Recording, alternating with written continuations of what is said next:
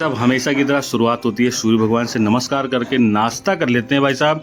नाश्ता करके चीकू भाई साहब रोते हुए फिर से आ जाते हैं। मैं कहता हूँ चलो भाई साहब आपको टहला के लाता हूँ और चीकू को यहाँ से उठा के ले आता हूँ दोस्त के घर। अब दोस्त के घर जैसे ही पहुँचता हूँ वहाँ पे दोस्त के बच्चे खेल रहे थे वो क्रिकेट, और भाई साहब चीकू भी उसी में लग जाता है।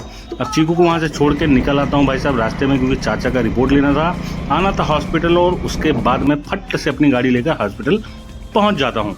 ऊपर जाता हूँ तो वहाँ पे वादा करते हैं कि अभी आना, लेकिन भाई साहब बंद हो जाता है पता नहीं किस कारणवश। उसके बाद मैं वहाँ से भैया चुपचाप निकल लेता हूँ। दोस्त कहता है बहुत तेज भूख लगी मुझे। मैंने कहा भाई साहब कुछ ऑर्डर कर लो, तो फटाक से मसाला डोसा ऑर्डर कर देते हैं। मुझे खाना नहीं था, मेरा पेट भरा होता है, लेकिन फिर भी ज़बरदस्ती मुझे पनीर पकौड़ा मंगा देते हैं। लेकिन फिर यहाँ से रास्ते से जा रहा होता हूँ तो चीकू के लिए मुझे लेना था जूता, लेकिन वो ले नहीं पाता हूँ, मिलता नहीं है। और भाई साहब वहाँ से निकलने के बाद यहाँ पे देखिएगा गजब का तिरंगा झंडा, जय हिंद जय भारत वंदे मातरम वाला टोन बजा के चीकू को मार्केट ले आता हूँ, क्योंकि कुछ सामान लेना था चीकू का।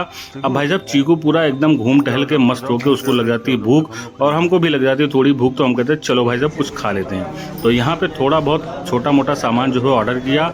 एक छोटा दाना जो है चीकू ने भी खाया और टेस्ट करके पता नहीं क्या क्या बताया। फिर उसके बाद निकल लेते हैं वहाँ से। फिर से आ जाते हैं इसका सामान खरीदने के लिए। भाई साहब यहाँ बज रहा था गाना और चीकू वहीं पे डांस करना शुरू कर देता है, और फिर बोलता है कि भाई साहब जितना भी काम है आज शोरूम का मैं सारा काम कर डालूंगा। और ये देखिए पूरा बैग वैग उठा के सब सेटअप कर ही रहा होता है, और बहुत ज़्यादा देर हो रहा होता है। मैं कहता हूँ कि भाई साहब ब्लॉग को कर देते हैं ख़त्म, शाम हो जाता है। आपको टाटा बाय बाय।